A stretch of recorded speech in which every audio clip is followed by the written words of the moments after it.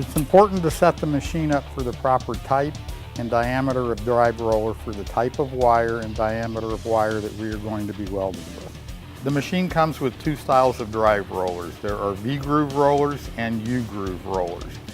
Here for the push-pull gun, we're going to set it up for a 1.2 millimeter 5554 aluminum wire. Let's see what's in the machine from the factory. To remove the drive rollers, we loosen the plastic retaining nut and slide the drive roller off of the drive roller spindle. Each drive roller is double-sided and will tell you what the diameter of the wire is and whether it is a V or a U-shaped drive roller on the side of it. Here we have a 0.8 millimeter V roller on this side and a 0.6 millimeter V-shaped roller on the opposite side. V-shaped drive rollers are used for steel wires where they're harder.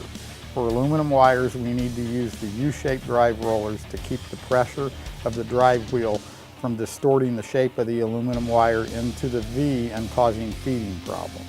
So these V-shaped rollers we're not going to want to use in the aluminum push-pull side.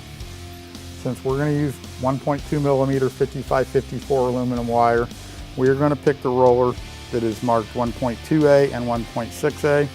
We are going to put the 1.2 facing the inside. To install, you line up the keyway on the drive roller spindle with the slot in the drive roller, fully push the drive roller on, reinsert the plastic wheel, and fully tighten. We now have this machine set up for the proper drive rollers for the push-pull gun side.